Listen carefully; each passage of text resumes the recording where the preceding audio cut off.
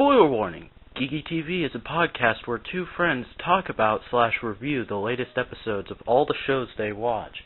In order to do so, they give out spoilers. If you do not want to be spoiled, do not listen. Enjoy!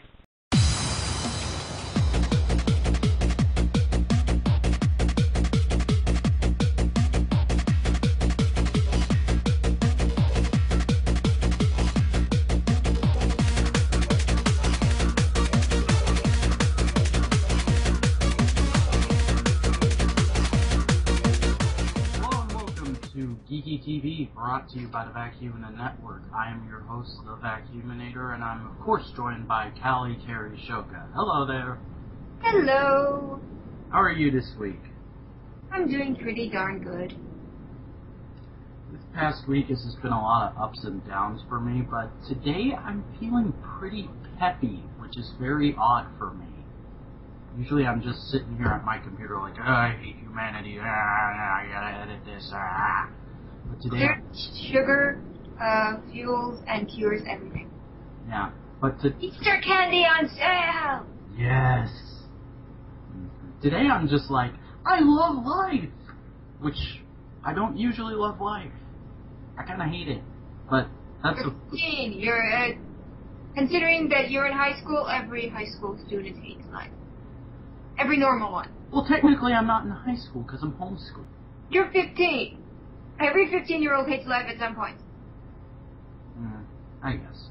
But, yeah, it's been a pretty interesting week this past week. A lot of stuff happened, but we don't really have time to go over it all. So, this week I'm going to be introducing a new sort of segment where we're going to talk about TV news. Basically, this is going to be for new shows, those that I want to check out. So, Cally, do the same. Like, if you see a show that you say, I want to see if that's any good when it premieres, send it to me and I'll put it in the news thing so we can talk about it. And also any other just general TV news that pertains to the geeky crowd. So, yeah, let's do the news. The news. First up in the news this week, we have Code Lyoko Evolution. Now, this is a show that I want to check out when it comes around. For those of you who do not know what Code Lyoko is, such as Cally, I'm guessing. Sorry. Basically, it was an anime from France about 6 kids who... Well, actually, originally it was 5 kids, but then there was a 6. It's really convoluted, but a fun show, basically. The plot of it is these 5 boarding school kids find a supercomputer hidden in a factory nearby their boarding school. They turn it on, and they discover there's an evil computer program that wants to take over the world in this thing. And also, there's a virtual world with a person living in that virtual world who is in danger, and if we just shut this down, she will spend the rest of her life trapped in this computer world. So we've got to figure out how to materialize her, and a lot of stuff happens in the ensuing 5 or 6 seasons. I don't specifically remember how many there were, but I'm pretty sure it was like 5 or 6. So is Dot Hack for kids? I don't know what Dot Hack is. Very similar series and anime from the early 2000s. 2001-ish? It involves an MMO and someone in a coma who was stuck in the game even though she was in a coma. It was very complicated, but kind of awesome. Mm-hmm. And for kids of today who are Cartoon Network freaks, basically, it's Level Up, but it's animated, and the writing is actually pretty decent. I'm not going to spend an hour harping on Level Up, but I'm not a big fan of that show. Just saying. But anyways, Code Lyoko Evolution is basically a sequel series. We don't know that much about it yet. We've just basically been giving info that right now they're casting it.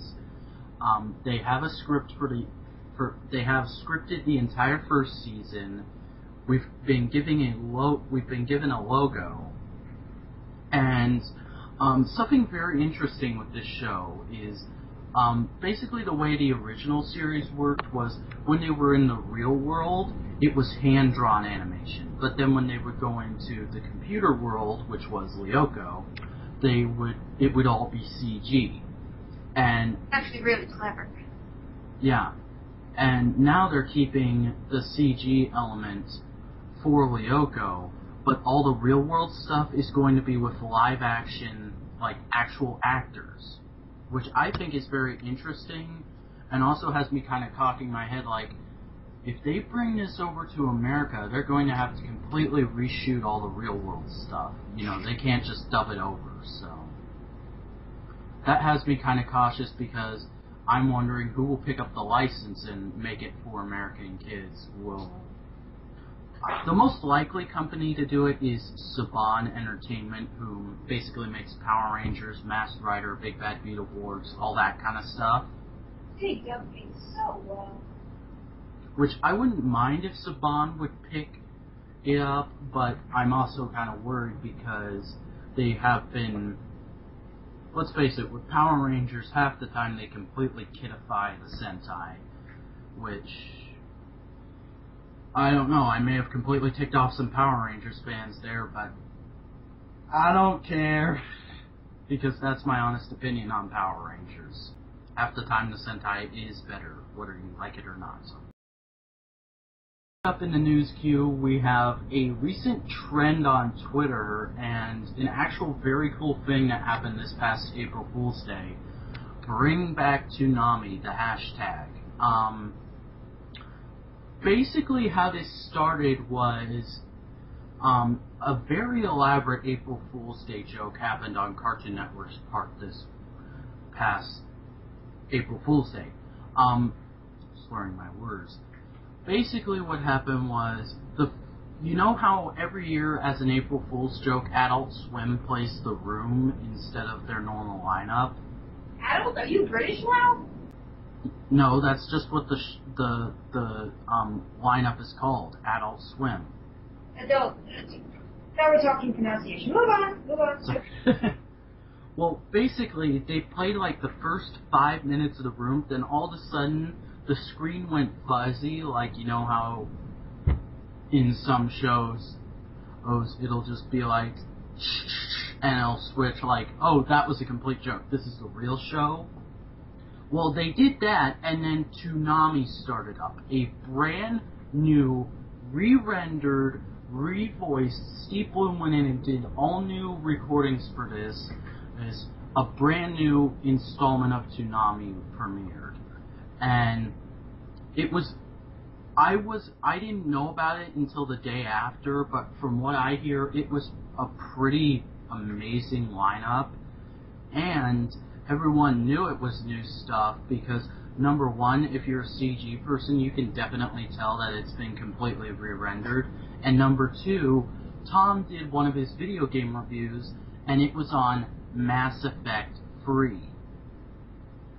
So now everyone on the internet is freaking out and thinking that Toonami is coming back, and for at least 2 days, the hashtag BringBackToonami was trending on Twitter, and Steve Bloom is getting all these @ mentions and going crazy and being like, yeah, let's bring back Toonami, guys, that would be awesome. Let's do this thing!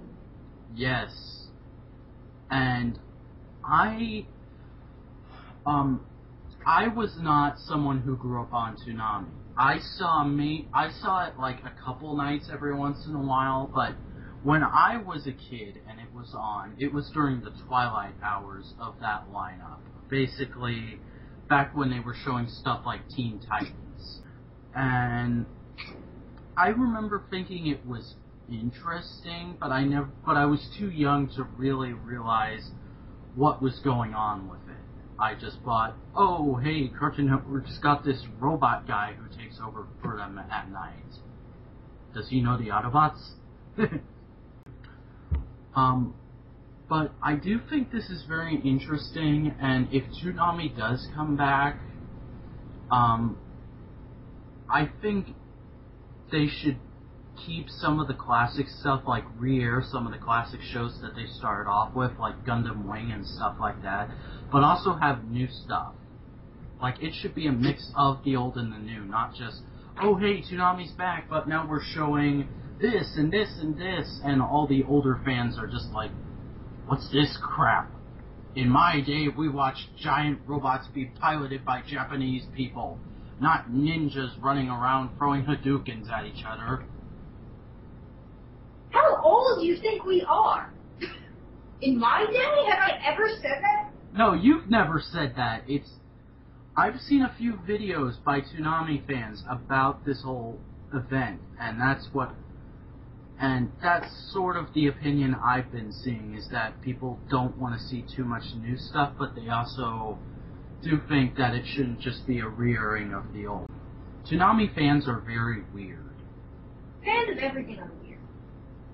To some extent. Let's face it, the diehard fans are kind of scary no matter what fandom or series or subtext it's for. I've been there! So what's your opinion on this whole bring back Toonami thing? I'm actually kind of neutral, because I have no recollection of the original Toonami at this point in my life. Ah. I have very short memory, so not really surprised I don't remember. I remember it existed. I remember that I did in fact watch it. I just have no recollection of any of it. Oh, alright. So I'm kind of neutral right now. I'm just kind of running along. Comes back cool. I'm neutral. It's okay. Can't be. See, when I was watching it, I don't really remember Tom saying stuff. I just have a few images of Tom and of his ship ingrained in my head. I don't really remember oh yeah, I remember when Tom said this, or when Tom was talking about this episode of this show. It was just kind of oh, it's a robot. Cool. You know, because I was a little kid then. I don't even remember what year it was. I have no recollection. I'm sorry!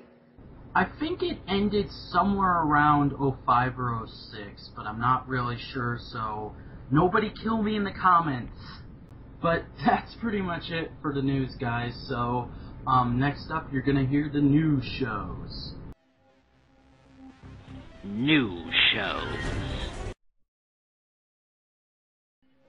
Young Justice. Kicking off the news shows, we have Young Justice Season 1, Episode 24, Performance.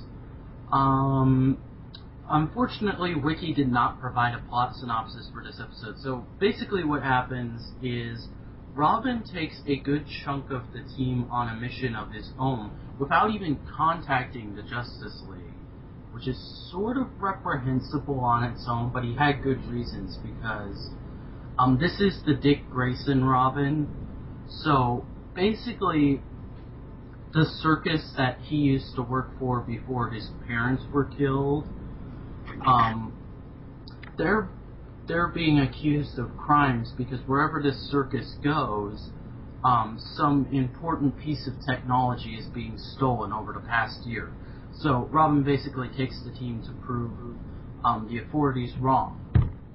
And it's a very interesting episode. I've never really been a big Dick Grayson Robin guy. I've always been more of a Tim Drake guy myself. But I didn't mind it, and I don't know, it was kind of cool to see the design for the parasite in this universe. But, yeah, I don't really have a lot to say on this episode, just because I'm not a big Dick Grayson fan, but I will give it a 7 out of 10. Green Lantern, the animated series. Green Lantern, the animated series, Season 1, Episode 6, Lost Planet. Hal and company follow an errant Green Lantern ring to a mysterious planet in search for a new Green Lantern. So, yeah, I know I'm just sounding like a broken record with Green Lantern, but this series constantly surprises me at how good it is. I don't really want to spoil who the Green Lantern is, but I will say, basically what happens is when they get to this planet, a bunch of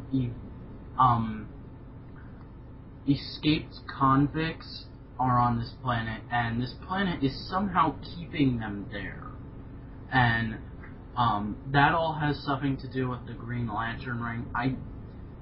It's a really cool ending as to who the Green Lantern turns out to be, but I really don't want to spoil it because I feel Green Lantern the Animated Series just isn't getting that much attention at the moment. So, people, go watch it. It's great. And also, another reason to watch this is we get a cameo from a certain someone who's been very big in the Green Lantern mythos in the past 10 years and has something to do with the color blue. But yeah, overall this was a pretty average episode for the series, but still a great show. So I'm going to give it a 5 out of 10. Power Rangers Samurai. Power Rangers Samurai, episode 31, Kevin's Choice. So yeah, basically in this episode, Kevin has to deal with the fact that he is not really allowed to be around his friends because he's a ranger and that could put them in danger. Oh, I'm a poet and I didn't even know it. But, eventually him and Jaden, the Red Ranger, do decide that, yeah, it's okay for him to go and help them win this big championship that they were gearing up for when he left.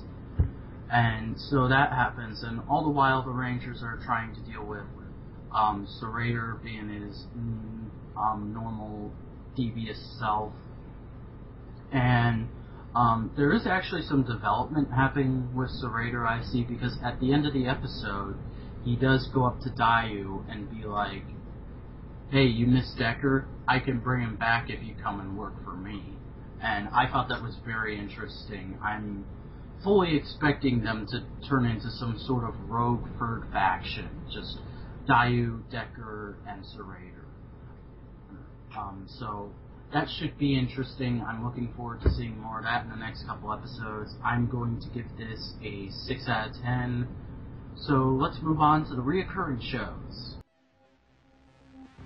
Reoccurring shows. My Little Pony. And first up in the reoccurring shows we have My Little Pony, Friendship is Magic, Season 2, Episode 24. Mystery on the Friendship Express. A cake Pinkie Pie is guarding for a contest is ruined on the way to Canterlot, and an investigation begins. Dun dun dun. Why did they put 3 M's in the title for mystery? I think it's supposed to be like Mystery on the Friendship Express.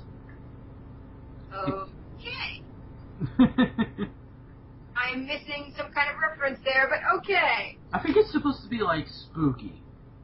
Like, you know, it's like you're coming out of the dark and you're like, it's a mystery on the Friendship Express. This was very interesting. Oh, I really like this one. It's not my favorite one ever, but I thought it was very fun, and the blatant reference to Julia Child with Mulia Mild just made me giggle because I love watching old episodes of her cooking show. They had a lot of very interesting references, just random film things from like the early 1920s on. They did a whole fake old film reel type thing with the mad guy tying the maid into the train track thing. Pinkie Pie was hilarious. Pinkie Pie's always hilarious. But, oh yeah. I know there's a lot of Fluttershy fans out there, but typically I find myself liking Pinkie Pie-centered episodes the most. Like that one where she was trying to befriend the new donkey who came into town. That was really fun for me. I like how they gave all the other cameo. Goddamn vacuum upstairs. The cameo characters random accents. Let me go close my door. We're waiting for Cally to close her door and come back. Do. I'm keeping this in the episode somehow. I like how they gave just the other cameo characters random accents. Like, the eagle guy was, what, French? Yeah, he was French. Like, blatantly fake French. He's like, I am French, mademoiselle. And I'm like, no, you're not. I found that hilarious. And was the other pony Chicagoan, I want to say? Or was it Brooklyn? I don't really know. I've never been to Chicago. I don't remember exactly, but I remember thinking it was one or the other. I've never been to Chicago or Brooklyn, so I can't say. All I said was he sounded like. All I can say is he sounded like a dude to me.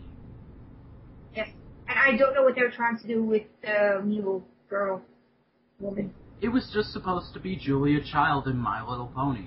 Oh, okay. I'll take your word for that. And I honestly really like the design of. Like, it's a very slight change, and I know this is going to sound weird, but I think Twilight looks awesome with a Watson hat on. That was a nice little Sherlock reference right there with the Sherlock Watson thing going on. It had a lot of references in this episode. And it just kind of... Well, that's what My Little Pony is best for, yeah. Is referencing stuff and getting younger people to go back and watch the great classics. I like how they did that entire episode where all the desserts were viciously mutilated. At the end, they all kind of worked together to win the grand prize. I couldn't help thinking, what the hell are they going to tell Mrs. and Mrs. Cake? Oh, yeah, I was just kind of sitting there, and I was like, it's all well and good that you got your friendship together and made this great amalgamation dessert, but how are you going to break it to the cakes? This is at the beginning of the episode, we worked for months! Yes. Like, panic attacks just trying to get it on the train. Like, what are they going to tell them? I like how they just completely ignore that. Yeah, and I love how how Mr. K kept fainting. I was like, oh my god, that's so funny. It shouldn't be, but that's so funny. I don't know what else to add to this. Nor do I. So, you want to give your final rating? I kind of want to give it a 7.5. I think that's a pretty apt rating too. I'll go with that, 7.5. Like, it was good. It had a lot of awesome references, but I don't know, I didn't really push it to that oh my god level. But it wasn't a bad episode either. It was actually a fairly good episode. So. Oh yeah, definitely. So, you want to go talk about robots? Robots! Transformers Prime. Transformers Prime Season 2, Episode 8. Nemesis Prime. Mech brings forth its master plan by creating an evil twin of Optimus Prime. Nemesis Prime. Dun dun dun. That's actually the first time your dun dun dun has ever been perfectly accurate to the description of the episode. Thank you. I think. I was fully expecting to go into this episode and just not really care either way about it, because, number one, Crossfire was so awesome, and number two, I've never really liked the idea of of Nemesis Prime, period. I've just been like, there should not be an evil Optimus Prime. There's that one guy in the Stunticons who's a truck. He's the evil Optimus Prime. Motormaster? Yes, Motormaster. There's always Shattered Glass Optimus Prime, but that's a completely different series. And they have a good Megatron, so that's allowed to slide. But okay, Nemesis Prime, it has a very interesting concept behind it, and I wasn't really sure how they were going to tackle it. If it was going to be a sentient clone that they used with breakdown smart, or if it was just going to be, I can't even call it a suits mecha because he wasn't actually inside the bloody thing. But yeah, it was pretty much a remote-controlled giant fake Optimus Prime with yellow eyes that no one seemed to notice. Yeah, and he was just kind of... I love how Silas was just sitting there in his little control deck. I'm like, Silas is just playing his Xbox games. He's not really harming three controllers! I wouldn't have been surprised if he had a joystick. I was staring at him controlling. I'm like, how the hell does this translate into the giant robot? Like, a lever pulls back and suddenly he's doing kung fu. Yeah, it's just like... How do you make it transform? I hit the trigger. That makes perfect sense. I hit the other trigger. How do you make him jump up? I press this button. But there's like 5 5 buttons. Yeah. It reminds me of those old arcade video games where you have like one joystick, 5 buttons, and somehow you're doing a whole bunch of things on the screen. Like press C and A at the same time. Yeah. I know you're not on Tumblr that much, but I saw this great Tumblr Rage Comics sort of thing the other day where there was a screen cap of Silas sitting in his chair with like all the monitors in front of him, and on top of it was, "That's what you think you look like," and below that was just somebody sitting at their computer, like kind of holding their head in their face, just with their hand on the mouse, and "That's what you really look like." And I could not stop laughing because that's so true for me. What always annoys me about these episodes when they introduce clones or doubles or copies or whatever is that they make them look specifically so the viewer can tell them apart, like the yellow eyes and the different voice and the slightly different colorations, but no one else seems to know. And I'm not sure. Well, that's because little kids watch this show, and Hasbro has this mandate, which I don't exactly agree with, which is Optimus Prime cannot be evil. Little kids have to know that that's not Optimus Prime. So they had to make him blatantly not look like Prime. Does Hasbro know about Shattered Glass? Do they? I think that's the only thing they don't know that they're not trying to kill right now. And that's the first of many cracks at BotCon I'm probably going to make over the next while. I'm waiting for just Hasbro to go, wait a minute, Shattered Glass, what is this tomfoolery that you're doing? Yeah. Like, Hasbro has... I'm digressing. This isn't the point of this show. Yeah. But yeah, Nemesis Prime. Pretty much what it says on the tin. And Silas had a remote control Optimus Prime with some of Breakdown's parts in him. Apparently, they hinted at that, but they still have Breakdown's body. And I like the fact that they end the episode with the fact that they have Breakdown's body. Yeah, and it's like... This whole episode was a really neat sort of nod to Clancy Brown fans, which, for those of you who don't know, Clancy Brown is the guy who's voicing Silas, the leader of Meg. Who else does this? Yes, he was Lex Luthor in Superman the Animated Series, and in like the second episode of that series, he was in this giant mech robot not like mech like the company, but like a mechanoid robot. He was like piloting it, fighting Superman, and I was just going like, I see what you're doing there. And now they're putting Clancy Brown inside a Transformer, like they're putting Silas's brain in a Transformer, which had me just go, that's twice in a row you've made me go, oh crap, at the end, Prime. Kudos. Yay! So yeah. Are we ranking this now? Yeah, we can go ahead and rate it now if you want. Give me a 7.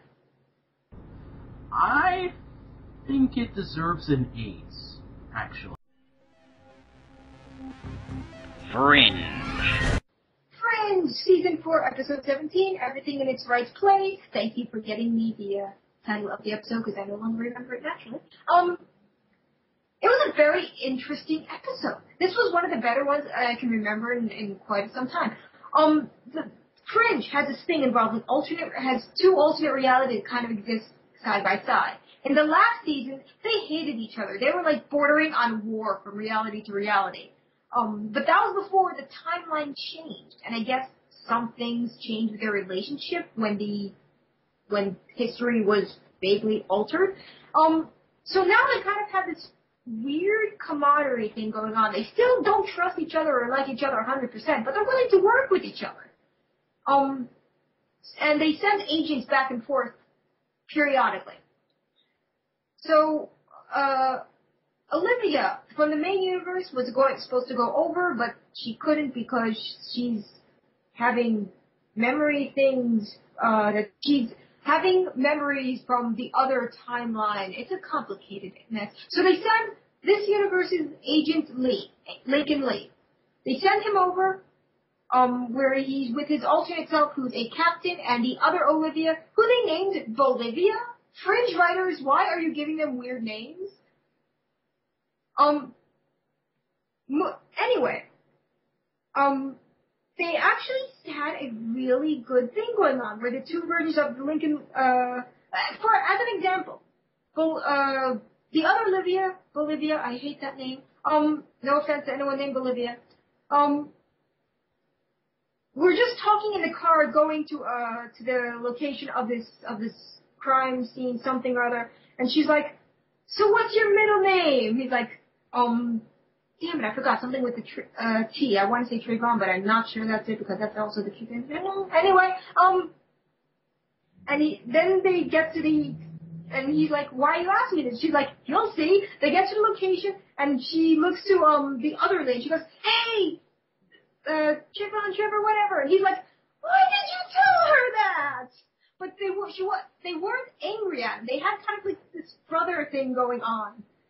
It was this great camaraderie thing going from universe to universe that I really liked that they managed to get together, pull together.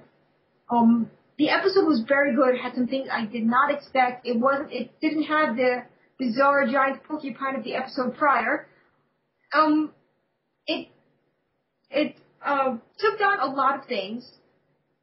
Some people that we weren't sure were villains were really pinpointed as villains this time around and were taken kind of cared of.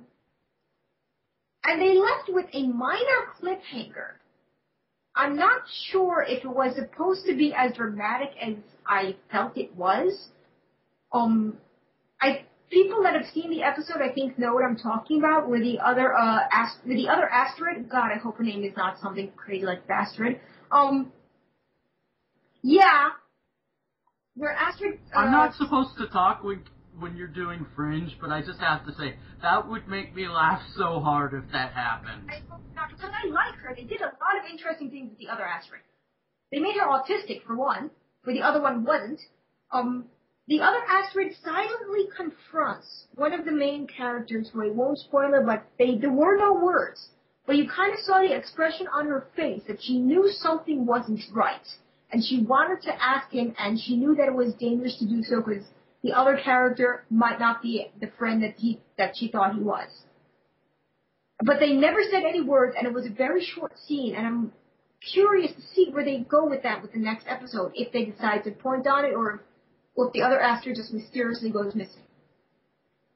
A lot of things happened. Someone died, where I did not expect. Emotions were shown from characters that don't ordinarily show emotions, and they actually pointed that out earlier in the same episode. It was I think it hit on a lot of emotional things, did a lot of things right where it could have gone wrong. I'm giving it a 9 for the series. Game of Thrones. Game of Thrones Season 2, Episode 2, The Nightlands. I kind of felt that this was an Arya-centric episode, but I'm probably wrong because I just really like Arya. But this episode had a lot of interesting things going on. They did go to Arya. They did see where she was on the way to Night's Watch, to join the men of the Night's Watch, which is interesting considering she's actually a girl in disguise as a boy, and only one other person seems to notice. The one other person is the bastard son of the former king, who the current king, who's like 12 years old, the prick king, you know who I'm talking about, Joffrey, wants to kill all the bastard children so there would be no threat to him. So he ordered his guards to go out and kill him, and the men going to the Night's Watch were like, no, we'll kill you if you even try. Just leave quietly, which was kind of awesome. Arya's there. Arya's still kind of like, I'm not a girl. Seriously, stop looking at me. Arya was awesome. That's pretty much the entire thing that happened there. There were some very interesting things that happened with Tyrion Lannister, more often known as the Imp/Dwarf, whose actor is awesome enough to actually have, I believe, an Emmy or a Golden Globe, or possibly both. Love him. Tyrion Lannister completely, he was sent there to be the hand of the king, which is like the king's topmost advisor in place of his father. His sister is currently Queen Regent, who hates him, and they actually explained in this episode why his sister hates him, which I did not expect, and it's actually very sad and tragic. But Tyrion Lannister pretty much completely overrides authority, despite the king and Queen Regent supposedly being the real ones in power, and some people thrown in prison, not thrown in prison, but let's just say sent on a ship to a very far away place where they will never be seen or heard from again, who probably deserved it, really. And then he brings in some new guys to take their place. And the Queen Regent is like, what the hell, man? I'm supposed to be the Queen Regent here. It was a very interesting, it was a very powerful episode. The 7th episode in a row that ends with baby murder, and I'm not really sure how I feel about this. But this time, we kind of saw it coming. With the Men of the Night Watch being in the place for the, I forget his name. Shit. The area where the Men of the Night Watch is, that this guy who owns pretty much the area there has daughters, marries his daughters, has more daughters through his daughters, marries those daughters, vicious cycle. No one knows what happens to the sons. This episode, they finally show what happens to the sons at the end of the episode, at least. And yes, baby murder some more. But we kind of expected it coming because we had 2 episodes to know that the sons are nowhere to be found. So we kind of saw this one coming with a little less, oh my god, than the bastard children being killed in the episode prior. So I'll let that one slide. So yes, things happened. And we learned that Melisandre is a manipulative, slut. And according to my sister, every time a person named Melisandre is in a book, they're a manipulative slut, so I should probably have seen this coming. Not sure what that says about the name Melisandre, but anyway, considering Game of Thrones is an hour-long series with no commercials whatsoever, a lot of things can happen, and it's hard to explain how it all comes together, even if you watch the whole thing and take it all in multiple times. A lot happens. A lot of it is very interesting. You kind of have to see it for yourself to really get the full impact of everything that's going on. I'm giving this particular episode 9 as well.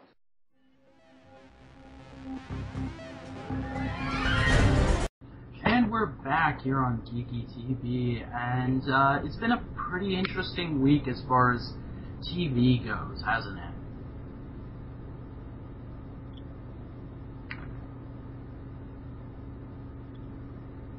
Have the dancing Luna suck.